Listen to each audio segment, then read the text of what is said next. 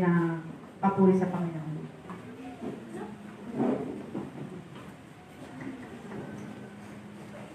Pasalamatan ko na ang ating Panginoon. Maaari po natin gamitin ang ating kamay upang papurihan siya.